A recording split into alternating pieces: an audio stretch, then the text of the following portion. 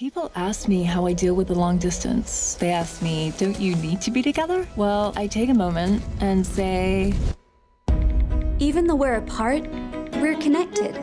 It's just all so new and exciting. It's something I never really thought I could do from a distance. I know you're busy. Oh, what have you done? Don't forget to get in touch with the lovely lady you met the other day. but it's a journey, you know? Sometimes you just have to trust the process. Hi, any chance you could come over? I really need you. And times when you question why are you doing it at all.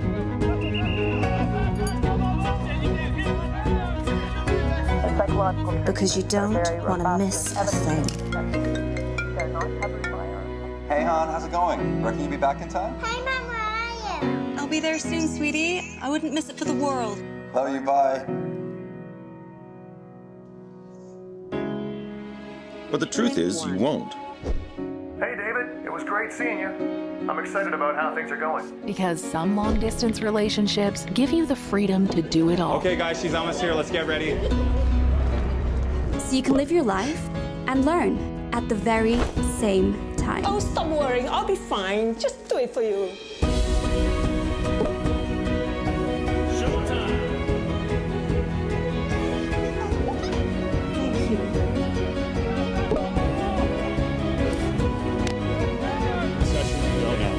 you. You'll be great on your first day in the new job. The team is looking forward to seeing you, and I hope you did well in your final exam.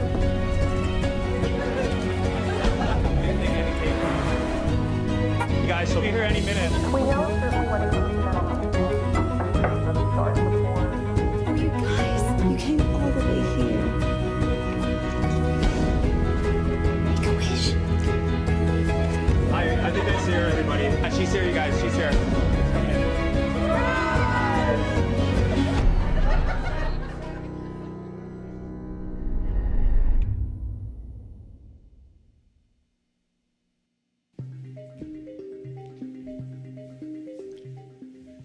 Well, good afternoon, everyone, and thank you all for joining us for the 2021 Western Regional 3-Minute Thesis Competition, hosted by Athabasca University, Canada's online university.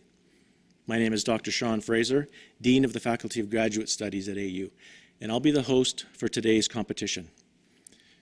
I'd like to begin by saying that Athabasca University acknowledges we live on and work on the traditional lands of the Indigenous peoples of Canada, Inuit, Métis, and First Nations. We honor the ancestry, heritage, and gifts of the Indigenous peoples and give thanks to them. I also want to acknowledge our generous support of our sponsors, the Western Canadian Deans of Graduate Studies, the Athabasca University Graduate Students Association, and several faculties within Athabasca University: Faculty of Business, Faculty of Humanities and Social Sciences, Faculty of Graduate Studies, Faculty of Science and Technology, Faculty of Health Disciplines, Institutional Data Analysis, the Office of the Provost and Vice President Academic, the Research Center, Student and Academic Services, and University Relations. I would also like to thank today's competitors. These 17 graduate students from universities all across Western Canada took the time to prepare presentations for their own local 3MT competitions and won the opportunity to join us today. We know it can be a daunting prospect to get in front of a crowd of people and to explain not just what their research is, but also why it matters in just 3 minutes. It was surely even more of a challenge this year, adjusting to a new online format for the 3MT in response to the COVID-19 global pandemic that continues to affect nearly every aspect of our lives. Congratulations to all of you for winning your university's 3MT competition and earning the opportunity to join us here today.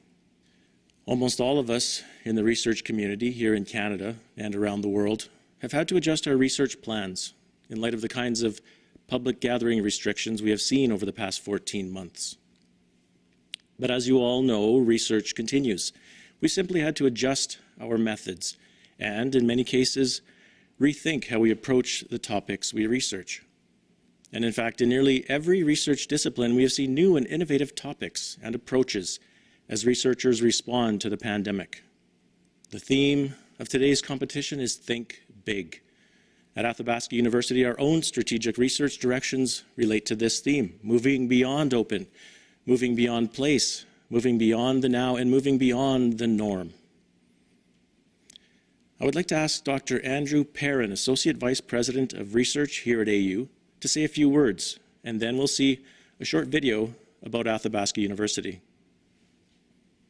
Welcome to Athabasca University, and congratulations on making it to the 3MT Western Regional Finals. We couldn't be happier to host you and to celebrate your already successes and what will be successes in the days ahead. My name is Dr. Andrew Perrin. I am the Associate Vice President of Research here at Athabasca University. I want to welcome you to AU, as well as acknowledge that we are holding this event on the traditional lands of the Indigenous peoples, Inuit, First Nations, and Métis of Canada. We honor the ancestry, heritage, and gifts of the Indigenous peoples and give thanks to them. I'm joining you today from just outside of Calgary in Treaty 7 territory, which is the traditional ancestral territory of the Blackfoot Confederacy. The theme of this event is Think Big, but you've been given the almost impossible task of thinking big, but doing so in 3 minutes. That juxtaposition, I think, is intentional. It challenges us, but it also points us ahead to what are some of the future prospects of research as it thinks big, but does so with a laser focus. And each of you are part of that bigger narrative that is now pushing research into the future. With your 3 minutes and the massive theses behind them, you're part of telling that story and writing that future. I don't need to tell you today that the world is facing more complex challenges than we've ever faced in the past. In fact, the present pandemic has revealed previously unimaginable problems at what seemed like an endless, huge, massive scale. It has accentuated previously known or unrecognized challenges and problems, and it's forced us now to reconcile with the complex interconnectedness of these existing, emerging, or now amplified difficulties. Now, when it comes to research at that scale, there's no one single solution. There's no magical silver bullet. Research at that level often takes time. But one thing is certain, whether it's today in this moment that we find ourselves in or whatever tomorrow looks like in a post-pandemic world, research is essential. It has a core value of addressing needs and challenges today and writing a healthier and better future. Now, to do that, it takes big picture thinking, which you're doing, but we can make small steps there, even 3 minutes at a time. So what I want to think through today with you this morning in this welcoming address is asking the question, not necessarily of what will research look like in the future, but what will researchers, you, perhaps look like in the future. Like most solutions, there's not a single job description to that role. Rather, I think there are things that we'll see flex and grow throughout this development. And since we have 3 minutes and they're thinking in threes, there's 3 items I think will be part of that profile, and I encourage you to press into to be part of that future. The first is pairing discovery and design. Now, most academics, myself included, are trained in the latter piece of discovery. Our research is an adventure, it's an exploration, and that's true and essential. Yet, if we take the approach of design thinking and apply it to research across the board, it provides us with a freedom to be more experimental, to align the solutions we're discovering with actual real problems in the world around us, and to become more comfortable or even welcoming of failures in the early ideation and iteration process. The second item I want to think about is pairing critical thinking and creativity. Now here too, most academics, present company included, are trained up in the critical thinking part. Yet when I look at the academics that I respect, look up to, and value their work, they're the ones that dovetail critical thinking with creativity in what they research, how they'll research it, and then eventually what they'll do with that widget when they discover, create, or innovate it. This too means a greater openness, but a greater openness to collaborations, to bring in necessary skills that we, I, you might not have. It also means diving into the unknown of emerging tools and technologies to take research further faster than we've been able to in the past. The third pairing I want to think about together with you is method and mobilization. On this point too, most of us are trained up and galvanized to think about method at the very outset, how we'll undertake research, but rarely do we give any thought to mobilization, how we'll get the word out about our research at that early stage. I think this is no longer sustainable and in the future will be impossible. We need researchers today and tomorrow who strategically plan for mobilization at the very outset, right alongside method and not as an afterthought. So with these three areas, and there are many more, thinking big about research is crucial. Our problems are big, so we need to even think bigger about them. Yet, as I've kind of outlined for us here, we also need to think differently about what research is and what a researcher can do in that unwritten future. I want to encourage you, your contribution today, while it only lasts 3 minutes, makes a bold statement about doing and delivering research differently today and tomorrow. You're part of that crucial cultural change that we're starting to see happen in research, and we can make that change 3 minutes at a time. So with that, I want to end my welcome message because I'm aware I'm already pushing the clock, but want to congratulate you all on making it to this point. Wish you best of luck in the time ahead and hope that in the future we'll have a chance to welcome you back again to Athabasca University. Thank you. Welcome to Athabasca University. Our world is increasingly moving online. Athabasca University was already there. Purposefully built for a digital learning environment, we are one of the world's foremost and fastest growing online education institutions. Serving more than 43,000 learners across 87 countries, we are Canada's online university. Open to everyone, open anywhere, open at any time, open to innovation, open to change. No matter your age, background, location, work schedule, or family circumstances, no matter what your life looks like, we adapt to your learning goals. AU is dedicated to removing barriers, increasing access, and providing the flexibility that allows adult learners to achieve success in a way that's right for them. And being online doesn't mean being alone. We're there for you with a complete support system and access to professors, tutors, academic experts, and advisors. A community to help you navigate your way. We know that life gets complicated, a balancing act. We get it. That's why our entire university is built to provide flexibility in scheduling and timelines. Yeah, we're a little different than the other universities. That's the point. We fit your changing needs by offering different paths, but the destination is the same. A quality, accredited, and respected university education. Education that can transform lives and transform communities. Our digital doors are always open, so come on in and welcome to Athabasca University.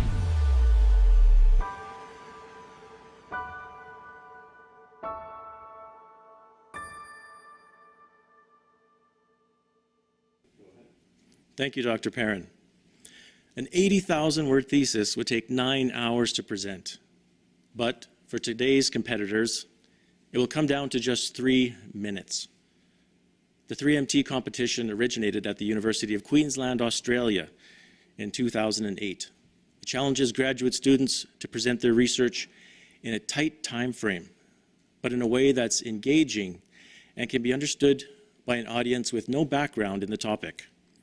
Hundreds of universities all across the world now participate annually. As I said earlier, we have competitors joining us today for Canada's Western Regional 3MT competition, representing universities from the 4 Western provinces. And from what I know about the topics these researchers will discuss, it's going to be an interesting afternoon. We are also very fortunate this afternoon to be joined by our distinguished panel of judges. Ryan Jesperson is the host of Real Talk, Edmonton's online talk radio show. And here are a few words from Ryan. I'm Ryan Jesperson, host of Real Talk at ryanjesperson.com, a daily live streaming show about news, politics, and pop culture. I encourage you to check out our YouTube channel and subscribe to our podcast. You know, I'm thrilled to be here as a judge at the Western Regional 3-minute thesis competition. I recently had the huge honor of hosting and judging the 3MT at the University of Alberta, presented by its Faculty of Graduate Studies studies and research. I was blown away at the innovation and the expertise on display. I left educated, enlightened, and inspired, and I expect nothing less this time around. Congratulations on getting to this point. I can't wait to see who's selected to move forward. Wishing you the best of luck here at the Western Regional 3MT. And again, don't forget to subscribe to our podcast via ryanjesperson.com. Thank you, Ryan. Sarah Chan is a graduate of AU's Master of Arts in Integrated Studies program, as well as an educator and social advocate in Edmonton. And here are a few words from Sarah. Hi, I'm Sarah Chan, a musician, writer, teacher, social advocate, and mother of two based in Edmonton, Alberta. I'm also an alumna of Athabasca University, having received my Master's of Arts in Integrated Studies many years ago. I wanted to say congratulations for making it to the 3MT Western Regional Finals, and also wishing you good luck. Thank you for those kind words, Sarah. Megan Sullivan is the Executive Director of the Athabasca University Graduate Students Association. And now a few short words from Megan. Hello, everyone. My name is Megan Sullivan. I'm your Executive Director with the Athabasca University Graduate Students Association. I'm also an AU alumni, and I'm also one of the judges today for the 3MT competition. First off, I wanted to say hello from everyone over at OGSA, at your Graduate Students Association. And I also wanted to say congratulations to everyone who has made it to the 3MT Western Regional Finals. I look forward to seeing your presentations today, and I wanted to wish everyone the best of luck. Thank you for those words, Megan. Dr. Scott Ketchison is the Canada Research Chair in Hydrological Sustainability and a researcher within the Faculty of Science and Technology at AU. And now, here are a few words from Dr. Ketchison. Hi, everyone. My name is Scott Ketchison. I'm an assistant professor and Canada Research Chair at Athabasca University. And I'm really excited to be involved in the Western Regional Finals 3-minute thesis competition. So I'd like to extend my congratulations to all of the finalists who have made it to this stage. I'm really looking forward to reviewing your 3-minute thesis submissions, and I'm very keen to be involved as a judge so I can get to engage in some of the research and see some of the neat things that people are doing across Western Canada. So best of luck to everyone, all the finalists here in the competition, and I look forward to reviewing everything. Thank you so much, Dr. Ketchison. Dr. Mickey Valley is the Canada Research Chair in Community, Identity, and Digital Media, and a researcher within the Faculty of Humanities and Social Sciences at AU. And now a few words from Dr. Valley. Hello, everyone. My name is Mickey Valley, and I'm an Associate Professor of Interdisciplinary Studies and a Canada Research Chair in Community, Identity, and Digital Media at Athabasca University. I'm also one of the 3-minute thesis competition judges, and I wanted to say how much I look forward to seeing and engaging with your work. Research is the intellectual glue of the university, and it needs constant application in order to keep our environment sustainable. So congratulations to everyone who's made it to the Western Regional Finals, and I'm really looking forward to seeing your presentations. And thank you for the opportunity to see your work. Thank you, Dr. Valley. Our last judge is Athabasca Mayor Colleen Powell, who will now also provide greetings on behalf of the town of Athabasca, where our main campus is located. Hello, my name is Colleen Powell, and I'm the mayor of the town of Athabasca, which is home to Athabasca University. I want to welcome all participants in the Western Regional 3-minute thesis competition, and it's worth noting that the participation is from people from all over Western Canada, something to celebrate. Our community is proud to be a supporter of this competition, and in better times, we would have welcomed you all in person. Perhaps someday we can do that. Today, however, I welcome you to a virtual AU and a virtual town of Athabasca. I'm going to enjoy this competition, and I wish good luck to all the participants. Thank you, Colleen. I know it's not going to be easy for them to pick a winner from such a talented group of competitors, and I want to thank them all for taking the time to join us this afternoon. The judges will rank today's competitors based on several factors, including comprehension, engagement, and communication. Our judges will ultimately decide who will be today's first place winner, earning $1,000, and who will be the runner-up, earning $500. Typically, the winner of the Western Regionals 3MT gets the opportunity to participate in the National 3MT competition hosted by the Canadian Association for Graduate Studies. That event has unfortunately been canceled this year, but it will be replaced with a National 3MT Showcase, presented as part of the annual CAGS conference in November 2021. We also have another group of judges who will make an important decision today, all of you. In addition to impressing academics and judges, it's important for researchers to be able to convince everyone that their research is interesting, relevant, and important. So, in addition to the first place and runner-up prizes determined by our judges, our audience will help us decide who wins the People's Choice Award and $250. After the presentations are finished, each of you will have the opportunity to vote for your favorite presenter. Make sure you have your say. Voting will open after the last 3MT. Watch for the link in the chat box. And now, let's watch the first few presenters.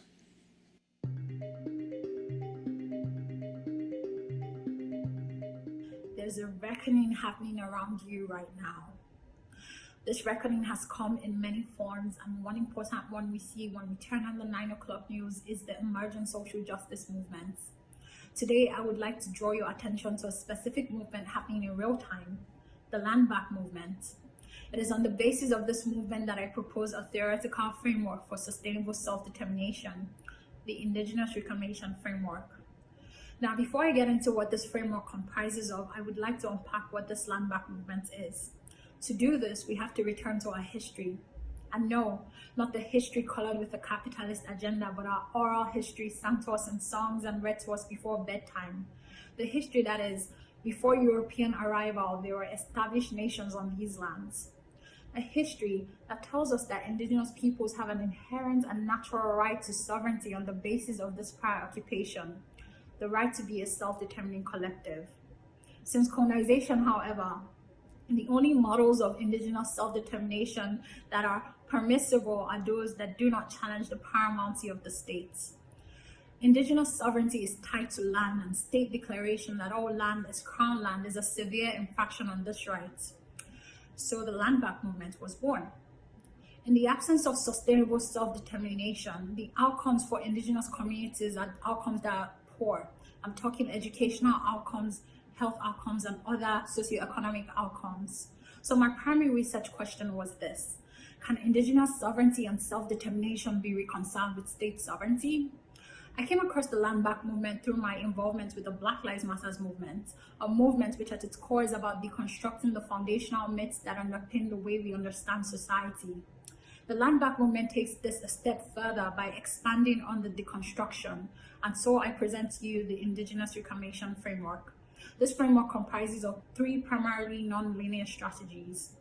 1, Indigenous-led environmental assessment and monitoring. This is about recentering indigenous ways of knowing and repositioning indigenous peoples as stewards of Mother Earth and its biodiverse life. 2, consent protocols and permitting.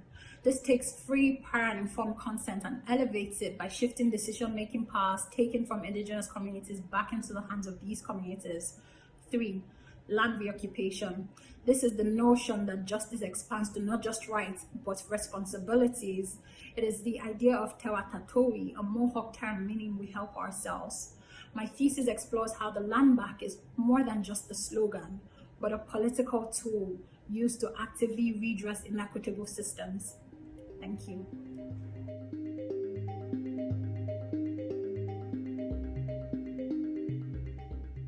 Battery low.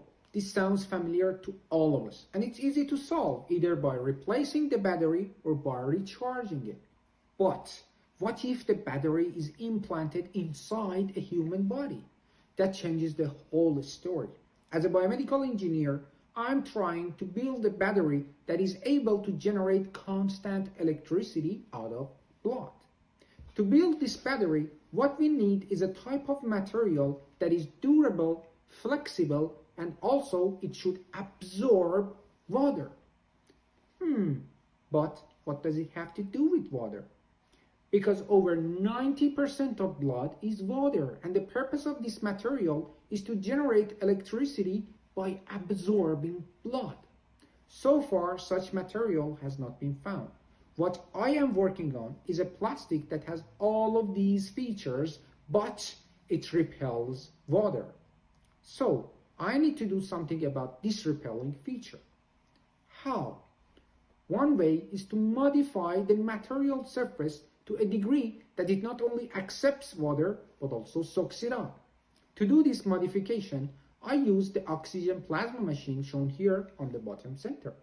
What this machine does to a material surface is similar to what a microwave does to corn kernels. When we place the kernel pack inside the microwave and turn it on, a type of wave generates heat inside the kernel cores to a point where they pop. Similarly, I set the plastic sheet inside the plasma treatment chamber.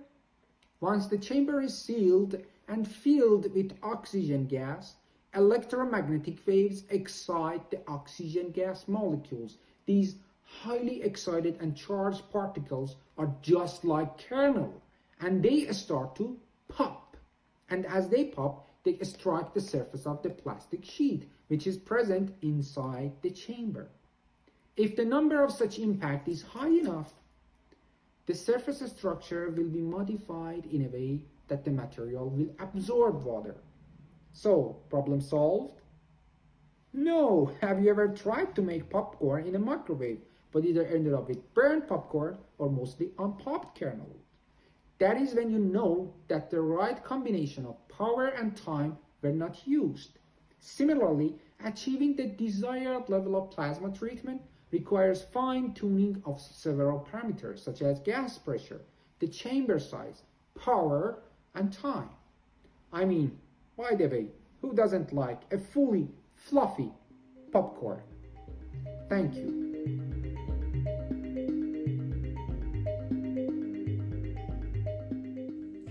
What if I told you that all these doors led to the same place, yet they each represented a different way of getting there? What door do you choose?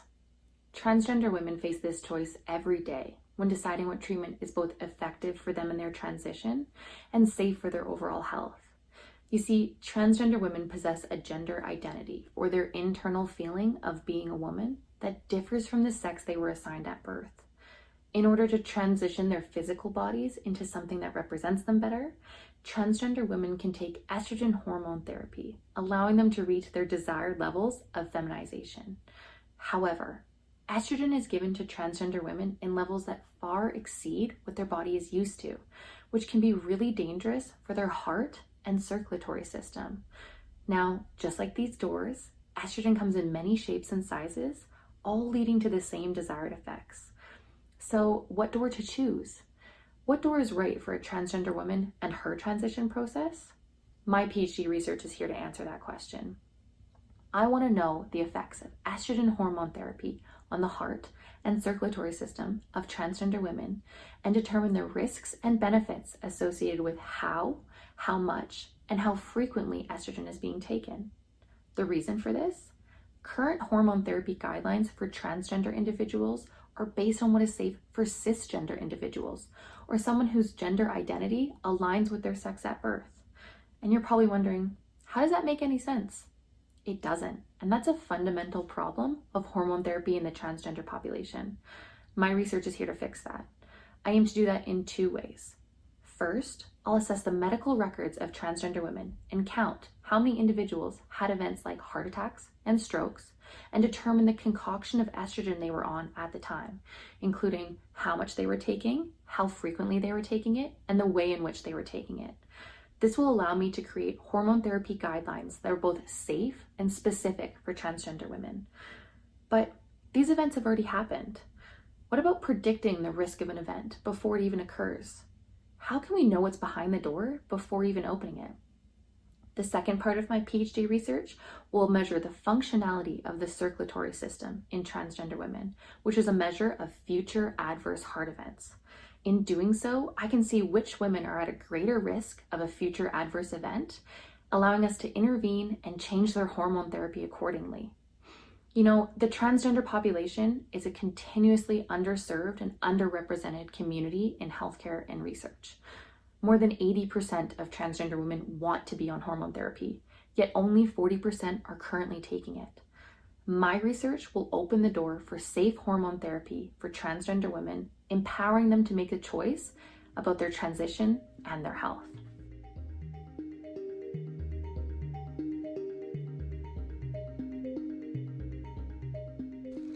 Before we get started, I want us to all take a deep breath.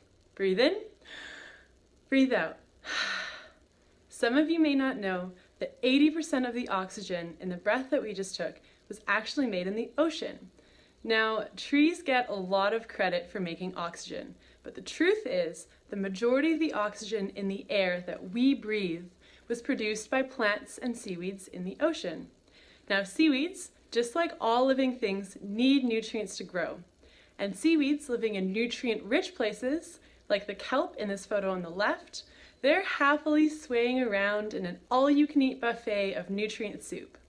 However, seaweeds and corals in nutrient-poor places, like this crystal-clear coral reef on the right, they're not so lucky. So how do coral reefs, which are famous for supporting massive numbers of creatures, sustain life when there aren't many nutrients in the water? The key is in the P. Coral reefs depend on tight nutrient cycling between animals, like this fish in the bottom panel, and plants, like these seaweeds. So these animals are swimming or crawling all around the seaweeds and peeing a delicious and nutritious fertilizer all over them. This helps the seaweeds grow and in turn makes more of them for the creatures to snack on later. Coral reefs are the system that this phenomenon is most studied in, and so it's led to this widespread assumption that nutrient cycling only matters in nutrient-poor places. This just isn't true. There are lots of studies that have documented a positive effect of animal pee on seaweed growth even in nutrient-rich places, like my home province of British Columbia.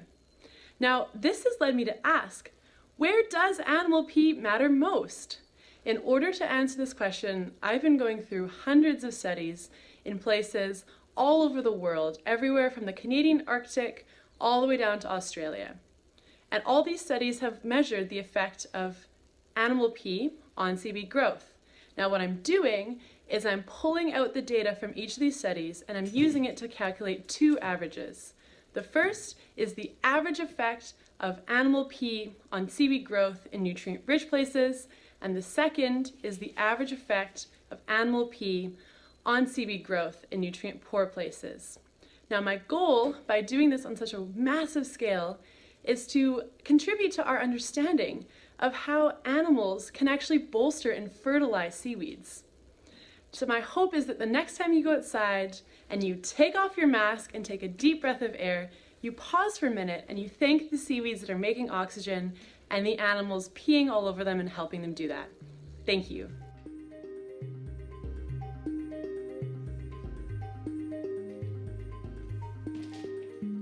Hello. Today I will talk about what is possible when you're lucky enough to get to do research with communities and youth who are choosing to take the health of their waterways into their own hands. Unfortunately, our watersheds are facing dire consequences due to the combination of climate change and decades of poor land management practices.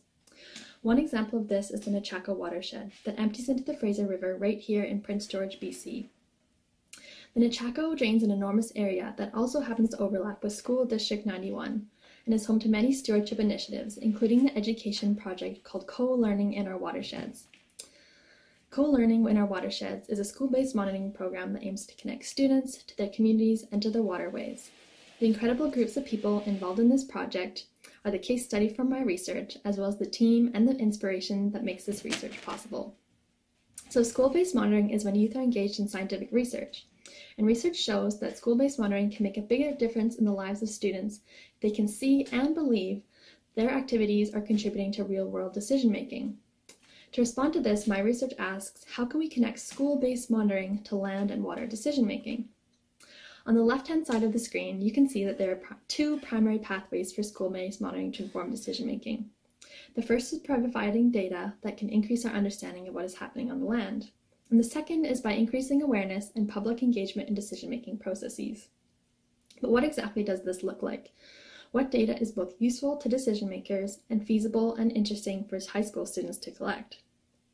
The literature shows that bringing students, teachers, and decision makers together is crucial for building the trust and legitimacy required to successfully design water monitoring that can inform decision making. Therefore, as displayed on the right-hand side of the slide, my research takes a community-based, action-oriented approach, which began by building relationships with the local First Nation. This research hopes to uphold and recognize the growing role of First Nations in decision-making, alongside local and provincial government, as well as other actors on the landscape. Relationships are also built with a group of grade 11 students who help to design the water monitoring and mentor and teach younger students. Research phases have included monitoring trials to measure water quality indicators such as pH and dissolved oxygen. This was followed by interviews with students, teachers, and decision makers. Combined, these findings will help to inform the design of a second set of water monitoring trials. The research will finish with a community workshop in an important step of developing shared understandings and pathways forward. As a result, I have witnessed how this incredible network of students, teachers, and decision makers is transforming to shape a new role for youth to really get to know their watersheds and influence the decisions that affect them. Personally, this project has restored my hope for how it might be possible to heal the lands and the waters that we all depend on. Thank you so much for your time.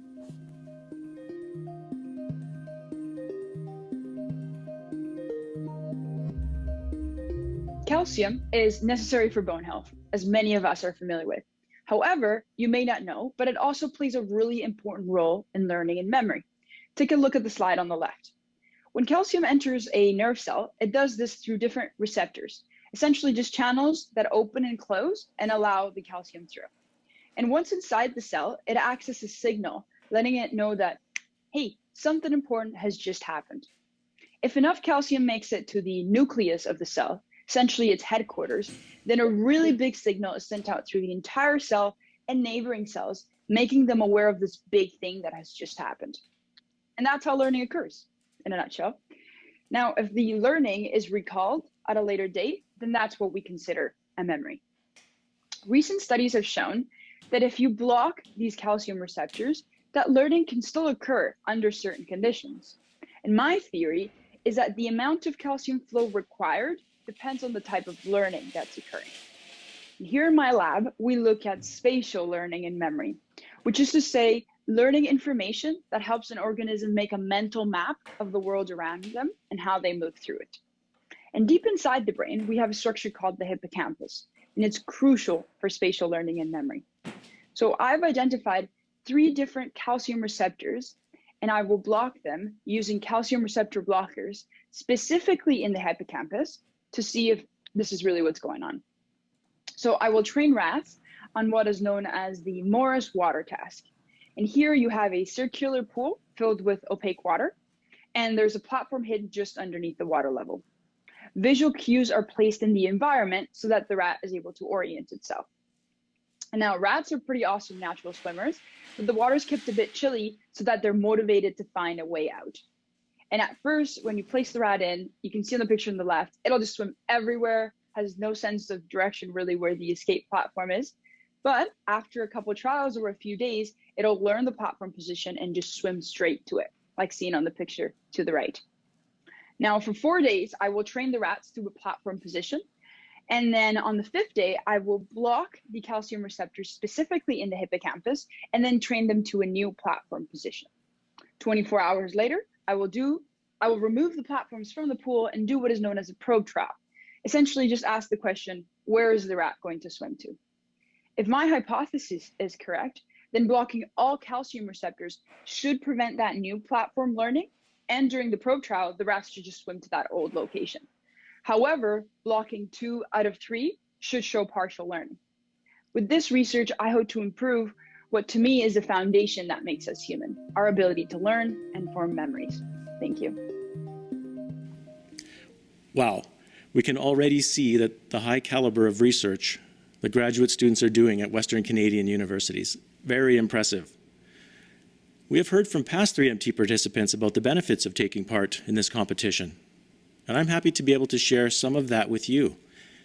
3 of our past 3MT participants will tell you what they got out of competing. Brittany Hollett, Stacey Fenwick, and David Dunwoody. Let's hear what they have to say. My name is Brittany Hollett, and I'm in my final year of my Master of Nursing degree at Athabasca University. I've been a student at AU since I started my graduate program in September of 2018. Participating in the 3-minute thesis competition has been instrumental in allowing me to gain skills in one of the most important areas of research, buy-in. We all care about the research we are conducting, but in order to foster a community of engagement in our research, we need other people to care about our research too. By condensing and breaking down my research into 3 minutes and presenting it to a lay audience, the 3MT competition allowed me the opportunity to connect with other people who encouraged me and got behind my research as well. Hi, my name is Stacey Fenwick, and I started my DBA at Athabasca University 2.5 years ago. I had just finished my coursework, and I was starting my dissertation proposal when I competed in Athabasca's 3-minute thesis this spring. As doctoral students, our research is typically very deep in a narrow research topic area that your friends and family may not find very interesting. Practicing for the 3MT with my friends and family helped me remember the bigger picture and communicate the intended impact of my research, why it matters. The 3MT helped me develop an engaging narrative and a way to talk about my research with a wider audience. And equally, and maybe even more importantly, it rejuvenated my enthusiasm for my research. When I think about how doing the 3-minute thesis helped my research, 2 things come to mind. The first is being able to identify what are the key elements, the most important parts of my research.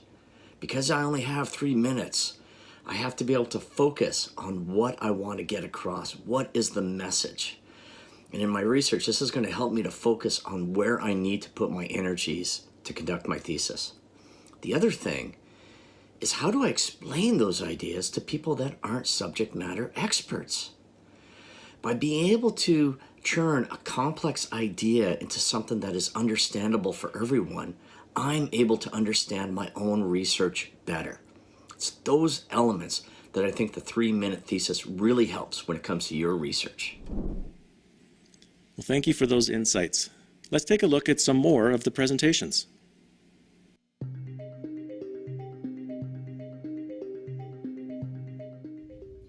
I am an essential worker. I am the front line. This past year, as an emergency room nurse in this pandemic, I've been part of resuscitating those gasping for their last breath, and I've borne the sweat of the labor required to perform CPR in a full bodysuit, hairnet, N95 mask, goggles, face shield. They call me a healthcare hero. But rewind back 4 years ago when I was embarking on my master's thesis. Back then, I was an emergency room nurse in that same emergency room doing the same thing, caring for the sickest of the sick. But back then, we weren't heroes. Emergency rooms were the dreaded places where wait times are long, where you have no idea what you're waiting for or what time it's happening. Back then, we endured verbal abuse practically every shift because of patients' and visitors' frustrations. As nurses, we don't really talk about verbal abuse. When I looked at the verbal abuse literature, I came across a novel concept called occupational disappointment. And it's the feeling of disheartenment in emergency room nurses who enter the field to help people, but then who are faced with a constant barrage of verbal abuse. And I said, what's that? That's what I go through.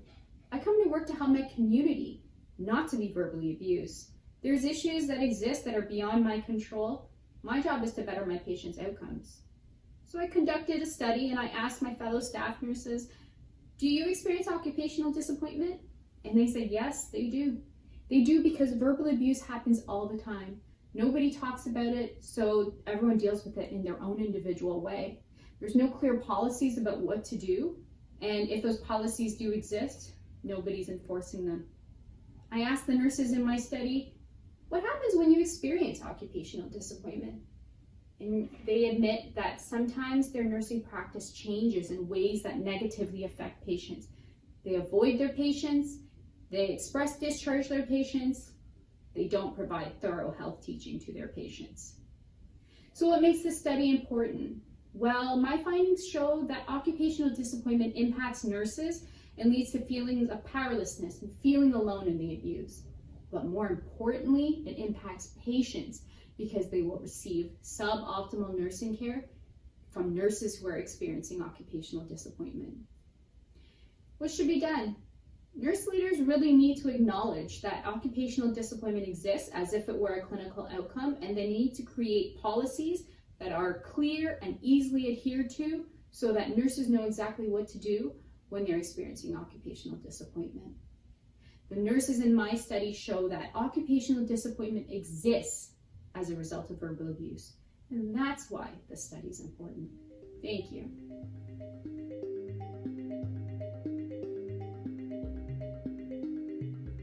Bonjour, my name is Kate Dunn, and I am Anishinaabe from Mississauga, Bandon, Ontario, as well as settler ancestry from England, Germany, and a touch of Irish for good luck. I'm a mother, a daughter, a sister, an auntie, a friend, a cousin, a student, and a nurse. I've just shared with you an introduction from an Indigenous perspective as opposed to just saying my name, as an example of how people around us have different approaches to things, especially around health. For example, hepatitis C is a virus that infects our liver and is passed by blood-to-blood contact.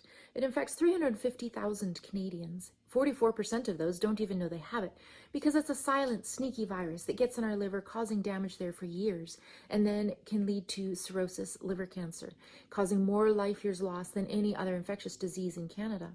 But there's a cure, a pill or two for a few weeks, and the liver can actually start regenerating and healing that damaged tissue.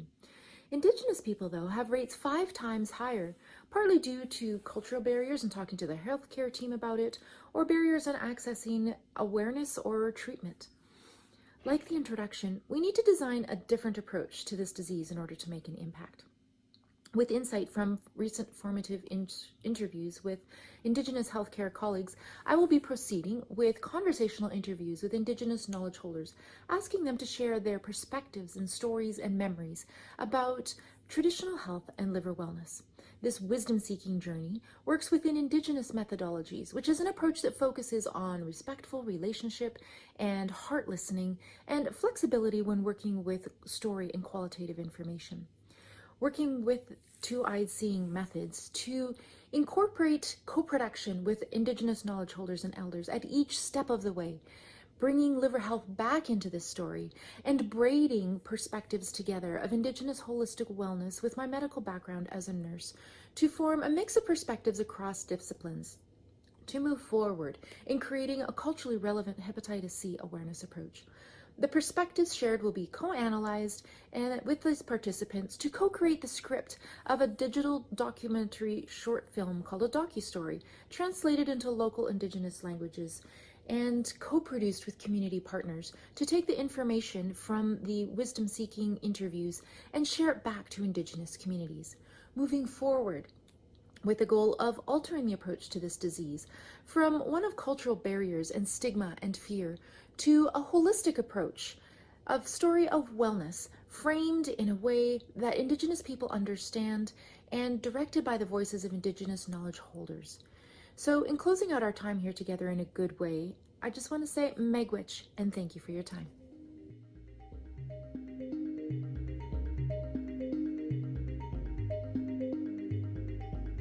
The British Columbia Ministry of Agriculture has estimated that $50 million worth of crops are lost each year due to invasive plants. But what makes a plant invasive? These species are introduced from distant places and cause harm to their surrounding environment, to the economy, and to society. Spotted knapweed in particular is threatening the livelihood of British Columbia ranchers.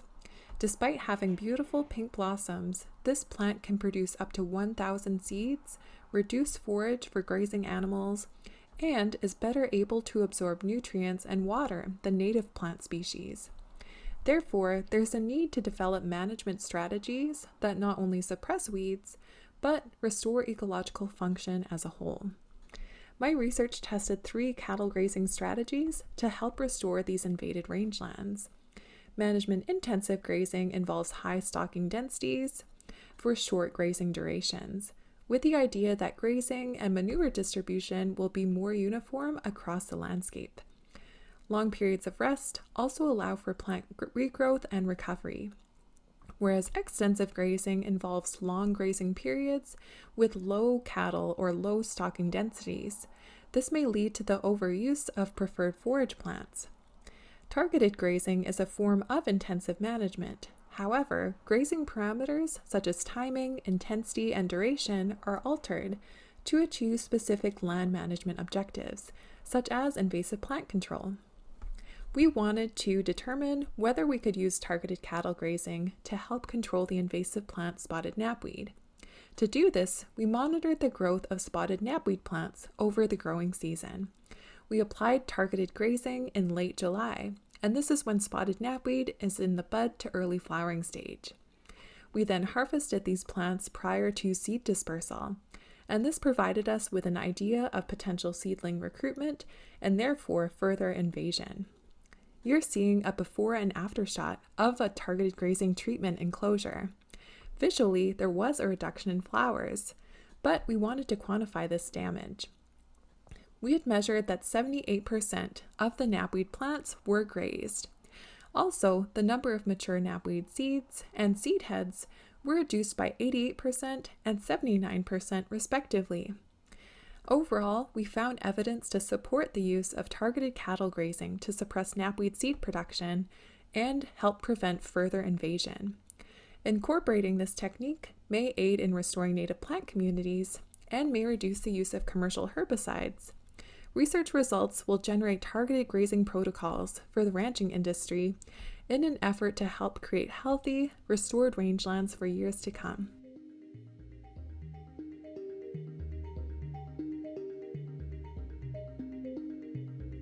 When you watch a historical drama like Bridgerton or Downton Abbey, what do you notice? The clothes, the opulent setting, the ever-present romantic tension? Sure, probably all those things. But have you ever noticed that they seem to have no privacy? The rich have people to dress them, to bathe them, to loiter around as they eat their dinner.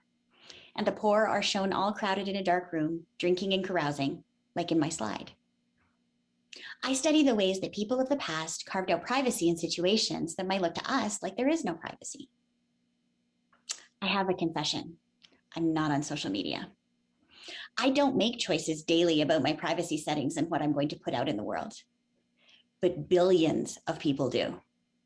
And we make similar choices in myriad other ways too. Choosing what people see of our homes when we're on a Zoom call for work, what we tell a friend about our personal lives.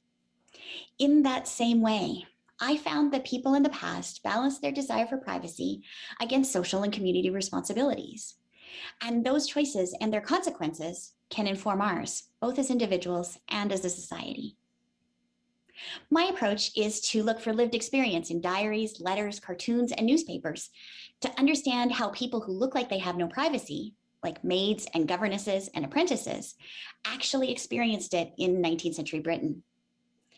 This perspective means that rather than thinking of privacy as simply a right one does or doesn't have, I have found privacy was a constant negotiation, something given up in some situations and protected in others. Just like you might post pictures from your birthday party, but not your medical records. I found that people protected their privacy in ways that aren't necessarily obvious. They hid things in pockets and sewed them into petticoats. They were wary and even hostile to strangers who got too close. Privacy was a privilege to be protected, just like it is for us. The lower classes, and especially women, developed ways to protect their privacy as a way to express themselves as individuals, even in communal living situations where social expectations meant that they were always around and often serving other people.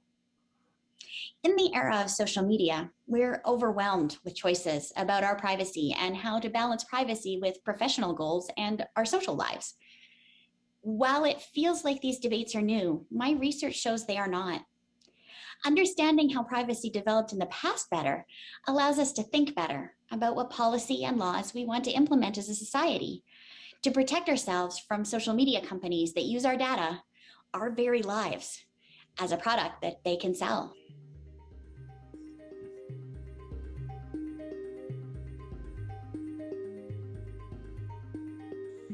Plastic pollution. No matter how old you are or where you live, you have heard about plastic pollution and the devastating impacts on the environment and wildlife. But what if I told you that you shouldn't only be worried about the plastic bag you saw in the street on your way home, but also about the plastic you ate this morning, or the plastic you breathe in right now? Yep, that's right.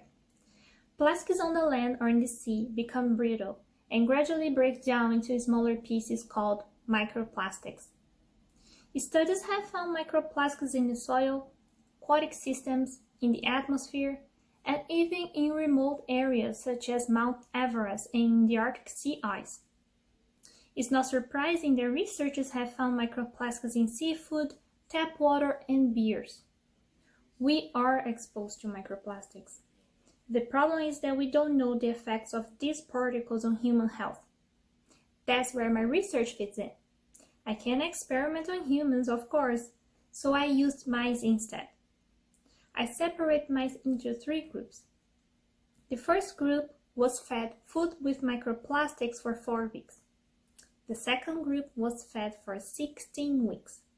And the last group was fed for 16 weeks, followed by 4 weeks without exposure, to see if the mice were able to recover from the microplastic effects.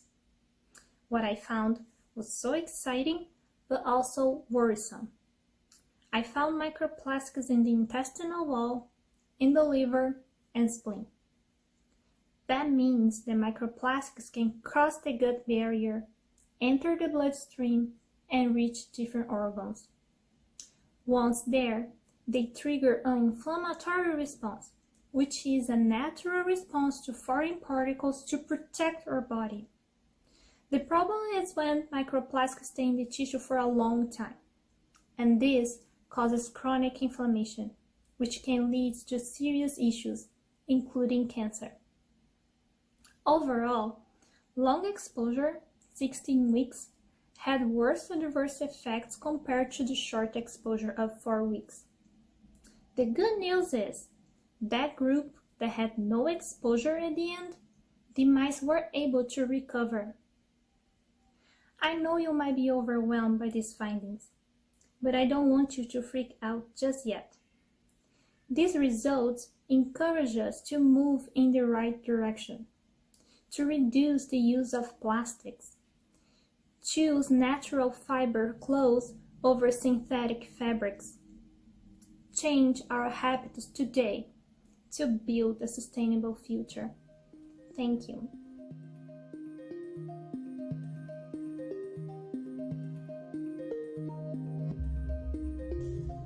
Imagine walking up to a stream, and just by looking at the water, being able to tell what creatures have been there, how many of each species, how healthy they are, and even what is affecting their health. This is the world of molecular tools that are being developed for environmental monitoring and that have already begun to change the way we assess ecosystem health. There's a species of fish that occurs all along the west coast of North America called ooligan, whose scientific name, Thelytes pacificus, means abundant fish of the Pacific. This is a fish that spends most of its life at sea. Then, for as little as 1 week in spring, comes to spawn in rivers in huge numbers, bringing with it nutrients into coastal ecosystems and providing traditional sustenance for many coastal First Nations. In the past few decades, this abundant fish has become less and less abundant, and we're not completely sure why. As part of a collaboration between Indigenous, industry, and university scientists, I will be using cutting-edge techniques to look at ooligan genetic traces in river water in Kitimat, BC. First, our team's field biologist will take river water samples. Then I'll extract all the DNA from these samples and use a highly sensitive test to tell whether there have been any ooligan in the area recently. This is called environmental DNA, or eDNA surveying, and it works because all creatures, especially aquatic ones, are constantly sloughing off tiny bits of tissue into their surroundings, and that tissue can hang around for weeks before breaking down. We've been developing statistical models that can estimate fish numbers based on the eDNA test. That means that we hope to learn not just whether the fish is present, but roughly how many there are without even having to see them. The next tool I'm using is called RNA sequencing.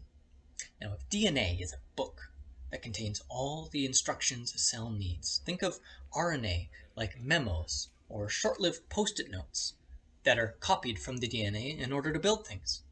Some of these memos are always being made, but others are only made in response to changes in the environment.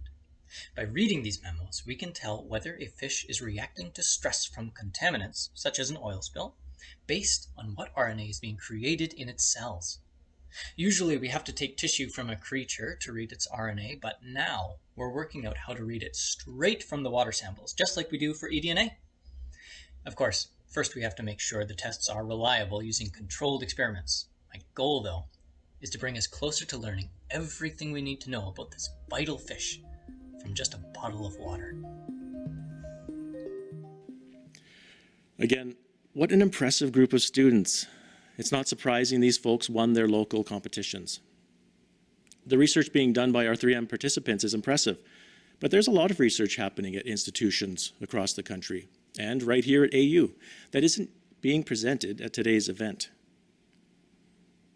I'd like to introduce Dr. Shelley-Ann John, an alumna of AU's Doctor of Business Administration program, who will tell us a bit about her work. I'm sorry, I can't hear your voice. Can you speak up, please? Oh, that's better, thank you. You see, research is an empirical way to have your voice heard. And while I cannot say that I've been in your position before, as far as this competition is concerned, we do have something in common, and that's the challenge of doing research. Whether you're attempting to discover evidence that speaks truth to someone else's theory, or you're exploring new ideas and concepts of your own. Hi, my name is Shelley-Ann John, and I'm a member of the Doctor of Business Administration class of 2021. Research at AU for me has been nothing short of amazing.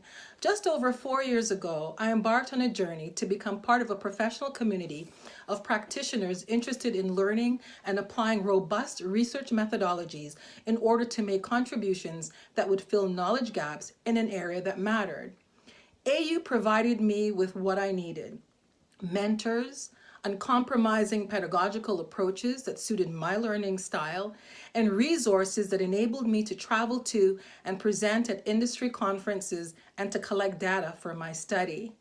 For many years, railways had really intrigued me, mostly because of their efficiencies and being an environmentally friendly mode of transportation.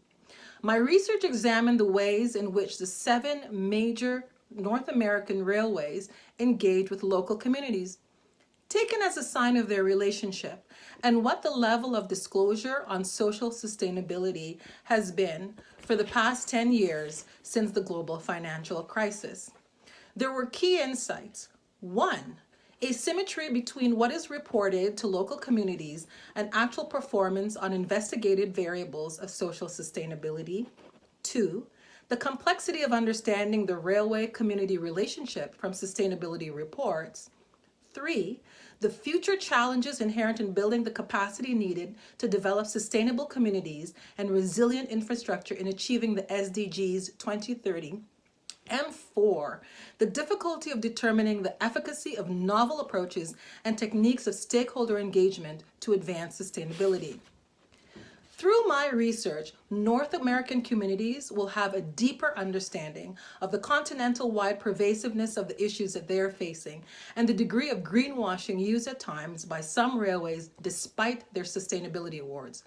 Globally, there are better practices recognized that could empower communities as important stakeholders to pursue the co-creation of value for the entire life cycle of railway infrastructure projects and also during their operations. Your voice is important, so speak up.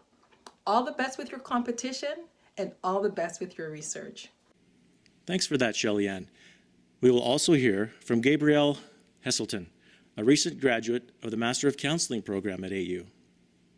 Hi, my name is Gabrielle Hesselton, and I completed the Master of Counseling program at Athabasca University in April of 2021.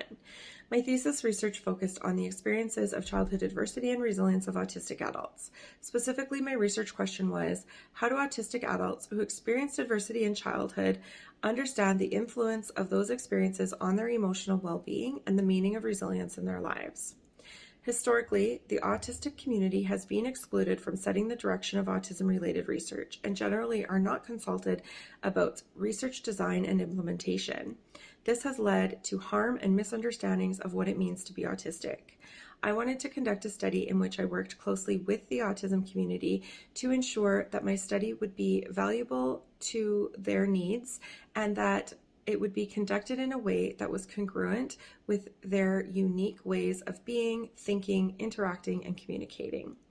I recruited 5 community advisors, 3 autistic adults, and 2 non-autistic mental health professionals who work closely with the autistic community.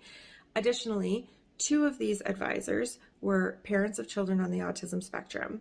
They provided me with much insight into what it is like to be autistic and concrete suggestions of how I could make the study more accessible and inclusive for autistic participants. I then recruited 4 autistic adults, 3 women, and 1 gender non-binary participant. These participants were all in early adulthood, aged 19 to 27. I conducted semi-structured interviews via video conference, phone, and online chat. I analyzed the data using interpretative phenomenological analysis, and I found that participants did indeed experience childhood adversity and that these experiences had significant and long-lasting influence on their mental and emotional well-being. They also identified ways in which they developed resilience in their childhoods, and this was evidenced in the ways in which they were moving forward with their young adult lives. This research is valuable to anybody who works with individuals on the autism spectrum, especially those in the mental health field. This study could also be valuable to other autism-related researchers who would like to conduct their studies in a more inclusive and accessible way. Thank you for that, Gabrielle. And now, let's see our last group of presenters.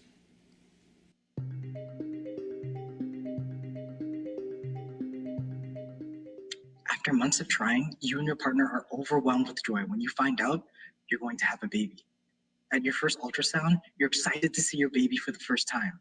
However, excitement quickly turns to dread when the doctor says they think something could be wrong. Unable to give you any definitive answers, they send you home with a referral for an appointment that is weeks away. These weeks feel like years, and the anxiety is unbearable. You feel helpless knowing that your baby may be sick and there's nothing you can do but wait.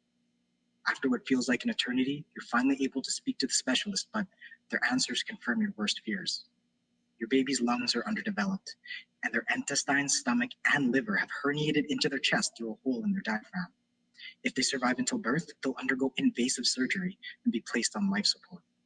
Your baby has congenital diaphragmatic hernia, or CDH, and there's more than a 30% chance that they're going to die before you can hold them in your arms for the first time.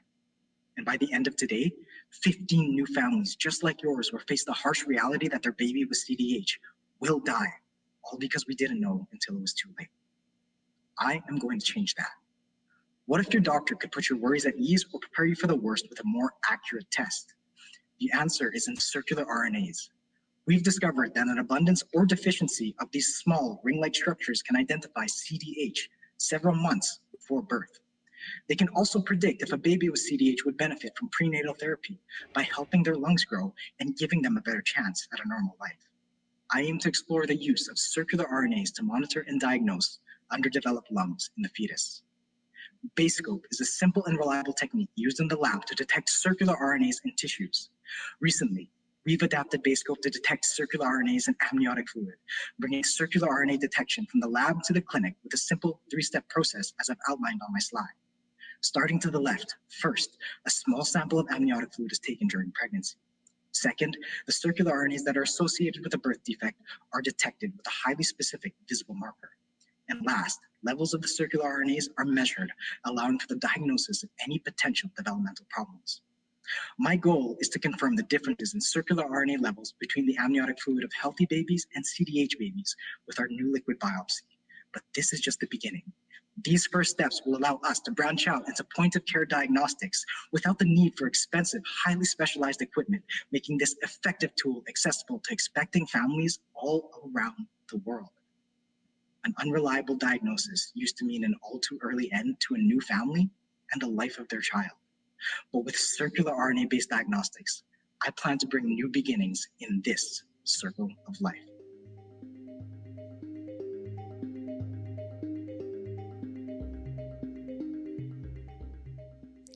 On the screen, you will see a picture of a woman named Anna and her son, a little boy named William. Anna loves her son more than anything else in our world. Being a mother is one of the greatest gifts to her life. One day, Anna receives a phone call from William's doctor.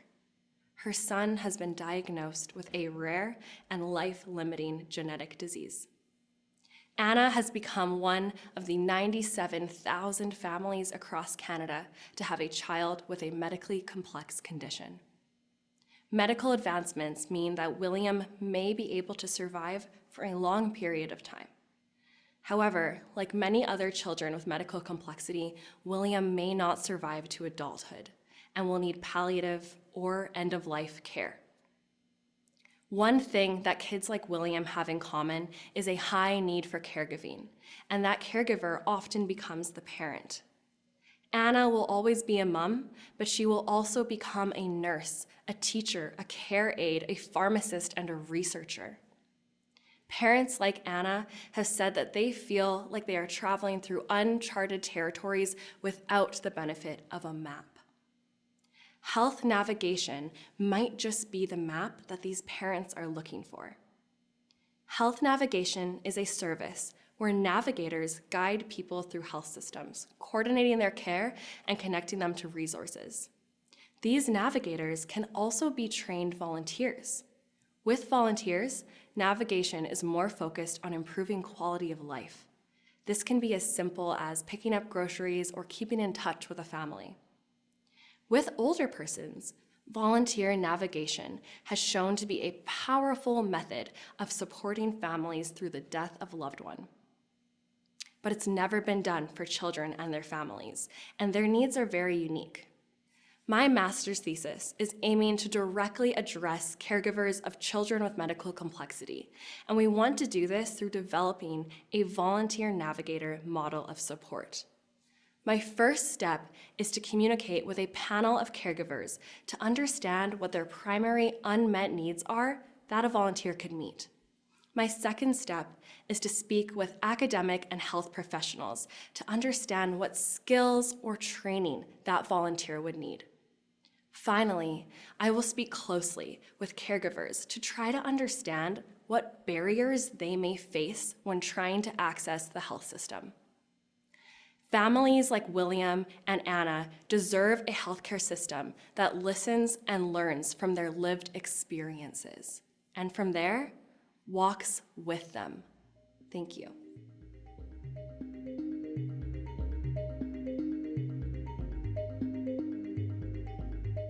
So you might be asking yourself, what does fiddle music have to do with learning systems?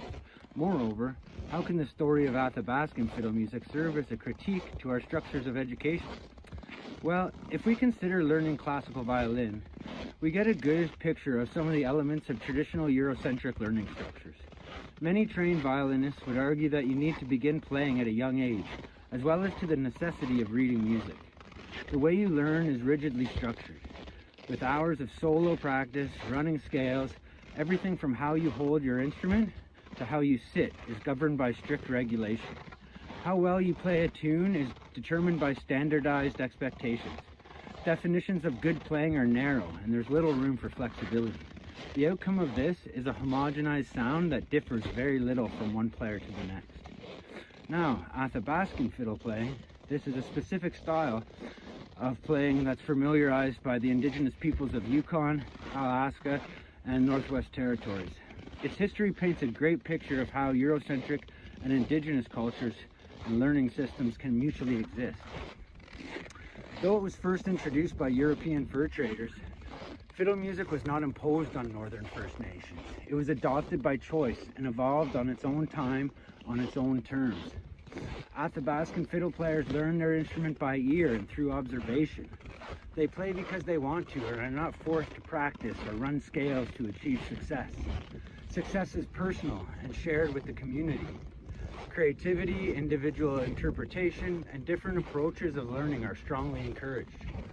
When traveling from community to community, you will hear different personalized renditions of the same tune, from fiddlers who hold and play their instrument a little different from one another. Each tune played in a specific style, unique to the individual fiddle player, but sharing a common existence and purpose. The outcome of this is an entirely new genre of music, a repertoire that is different from any other style of fiddle music. This is what needs to happen in our education systems. We need a new and transformed structure. We are living in uncertain and tumultuous times. In many ways, our structures of education are failing to meet the needs of our Indigenous learners. My thesis suggests that the story of Athabascan fiddle music and learning experiences of Gwich'in fiddle players can help the educational community understand the benefits of bringing formal education outside the realms of compartmentalized and standardized learning by creating space for Indigenous learning systems within our schools. By utilizing both cultural lenses, we stand to gain new perspectives, and we enable our learners with a deeper, more developed understanding of themselves and the world around them. This is true for all learners.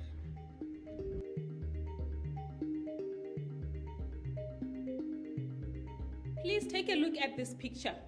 Oh, the joys of motherhood and childhood are being suffocated by an unrelenting enemy. How so, you ask? Let me tell you a story.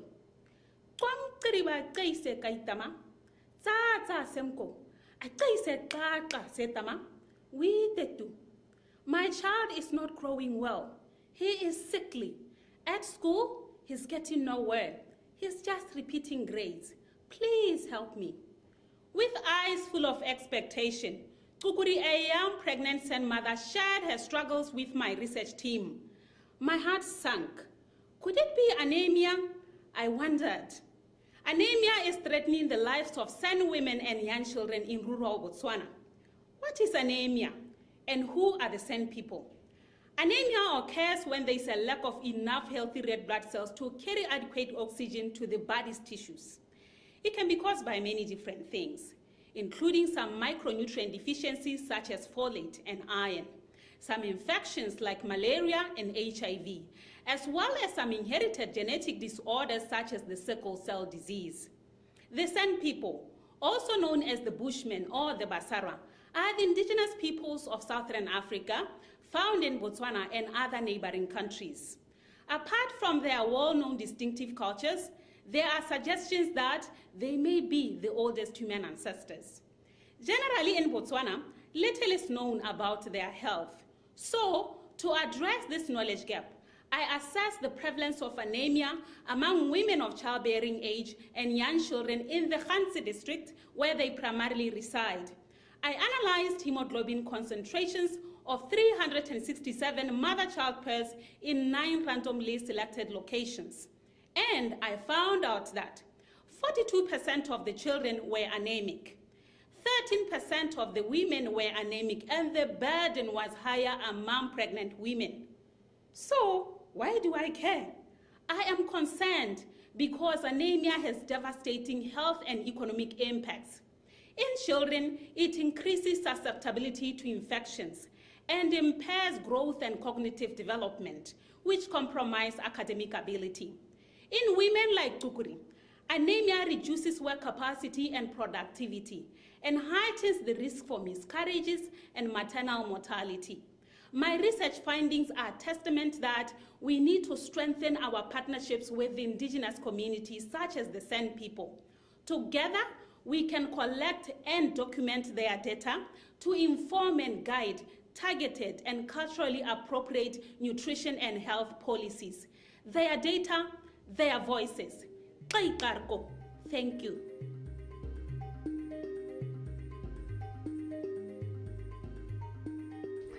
Think of yourself as a child when you are happy. Let several images float to your mind and shuffle through them, focusing on what stands out. When I participated in this exercise with a group of students, our responses seemed to mainly share that we were outdoors, unsupervised, engaged in play. Now think of an activity you can sink yourself into and your reality will be temporarily suspended. Perhaps a walk, a game, a sport, an artistic practice. And when you pull yourself out of it, you feel somehow lighter. This is play, and researchers describe endless benefits to play, yet one does not engage in play for its benefits. Children repeatedly tell researchers that they play because it makes them happy. Play makes people happy. We're seeing an increasingly alarming rate of mental health diagnoses in adults and children that researchers are linking with play deprivation. Researchers have been warning us for decades that we are immersed in a steep decline of play, and as this decline continues, we will continue to see devastating results for human beings. An unplayful world is inhumane. My research aimed to understand and directly implement the measures one can take to revitalize play. I sat down with parents who had children aged 9 and younger and listened to their stories. They walked me through their day. We talked about play. And I carefully coded our conversation, searching for patterns that would illuminate facilitating factors and barriers to play. I used my own experiences as a mother of 2 young children to enrich the emerging theory. As patterns grew stronger around what would create greater access to play, I simultaneously used action research to create that access to play. This research involves the creation of byproducts that will live long past my graduation date, including a website that sees hundreds of visitors per day, a social media account with over 2,000 members, and eventually the formation of a nonprofit organization that seeks to create the access to play in the community that my research has highlighted was missing. Participants described the society in which we live as decidedly unplayful, and yet this research has been surprisingly hopeful. Participants demonstrated great agency over play, and the greatest catalyst to play was the awareness of play that supported all the other categories. Participants who retained a playful sense of self increased play opportunities for those around them. Participants who had access to well-being supports described how this not only supported their play, but their play supported their well-being. Early learning and school environments that prioritized play, normalized play in their communities, and increased access to play. Participants demonstrated an ability to reclaim play back from adult-structured indoor pay-to-play environments to child-structured outdoor free environments. This research has been not only a blueprint for, but a direct participation in a community-led movement towards reclaiming play. And such a thing is to attempt to create a more humane world. Thank you. Well, thanks so much, everyone, for those incredible presentations. I know our judging panel will have their work cut out for them in naming today's winner. And I know that you, our audience, will also have a tough decision to make as you vote for our People's Choice Award winner. The poll is now open, and you can find the link in the chat box. While we wait for those results to come in, I'd like to share a video created as part of a new video series highlighting AU researchers, Research with Reach. I think you'll agree Dr. Josie Augier is doing some important work in the Athabasca region.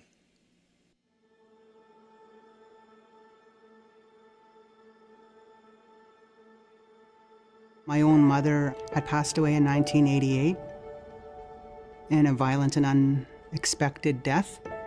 It's very difficult to have lost a mother, sister, friend, cousin, a mom.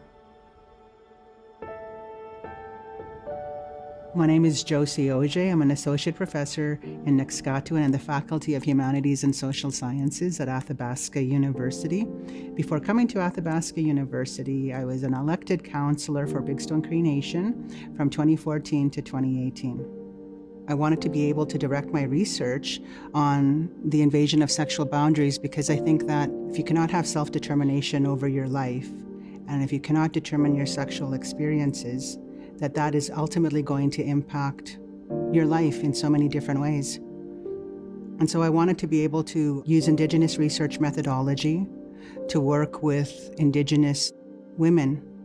And I worked with 11 Indigenous women who are very brave, strong, beautiful, kind, caring women who have gone through their own healing journey to be able to share their experiences with me. Sometimes there's a misunderstanding, there's a cultural clash, there's a cultural gap in knowledge, because how can a Westerner, a settler, be able to say that this is how research should be done in an Indigenous way when there's no knowledge about these Indigenous protocols, our medicines, our herbs, our ceremonies, and our procedures. So we want to be able to continue to use our unique worldview to be able to share and contribute so that we can elevate, like in this case, Indigenous women to a respectful position within society at large.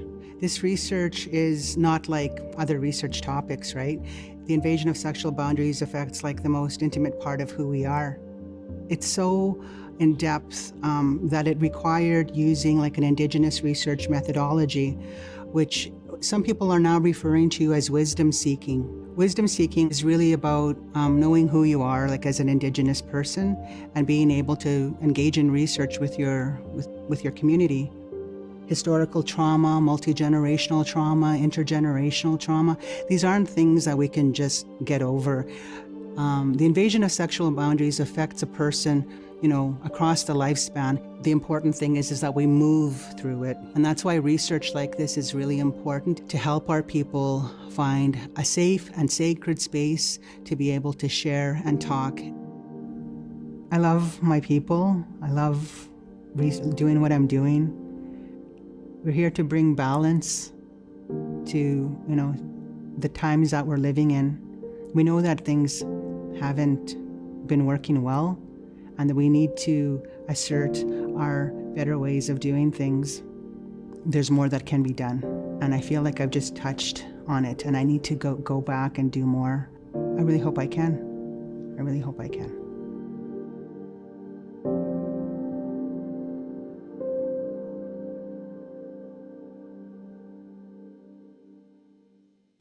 The People's Choice poll is now closed. Thank you for voting.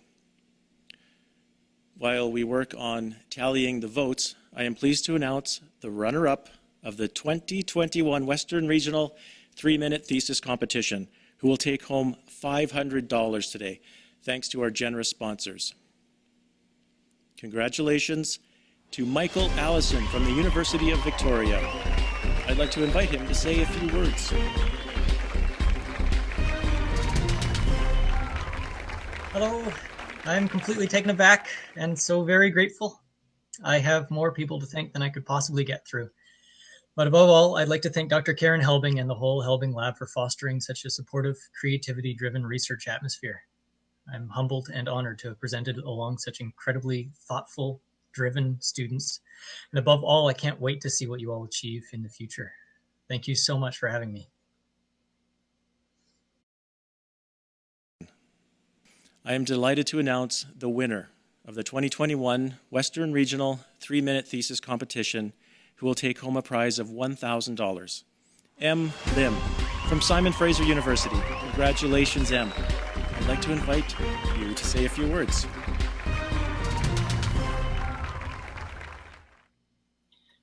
Wow, thank you so much. This is such an incredible honor. Thank you to all of the judges and Athabasca University and everyone who helped organize this event. It was so wonderful. Of course, thank you to my supervisor, Dr. Izakote, and the rest of the lab. And I just hope that by sharing my research about the ocean, I've inspired all of you to care a little bit more about it and all of the critters that are living inside of it. Thank you. Thanks, Em. And congratulations for winning the 2021 Western Regional 3MT competition. The votes are in for the People's Choice Award. Congratulations to our winner.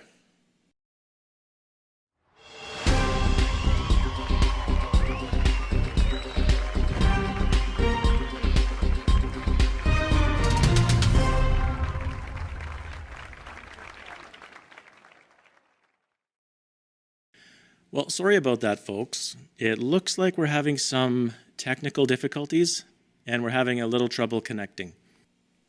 Congratulations are in order for all today's competitors for stepping up and putting themselves out there and sharing their research. Thank you to all our judges for taking the time to join us today. Ryan Jesperson, Sarah Chan, Megan Sullivan, Dr. Scott Ketchison, Dr. Mickey Valley, and Mayor Colleen Powell. I also want to give another shout out to the sponsors of today's event. This event would not have been possible without their generous contributions. And I would be remiss not to mention our organizing committee, who worked hard to bring this event together today and to our video production crew at Invert 720. And lastly, thanks to all of you who have joined us today and shown such incredible support for the researchers who have presented today. That ends today's program. If you'd like to stick around, we have arranged a live Q&A with all the finalists from today. It will start in about 10 minutes. Refill your water and stretch your legs. This is your opportunity to network and ask any questions you may have about the research presented today. Please join us after our short break. You can find the link to the Q&A session in the Sessions tab on the left-hand side of your screen. To find out more about the research happening here at AU, please check out our Faculty of Graduate Studies website at fgs.athabascau.ca and our Research Centre website at research.athabascau.ca. I would also recommend you visit the Hub at news.athabascau.ca to read more about everything happening here at AU.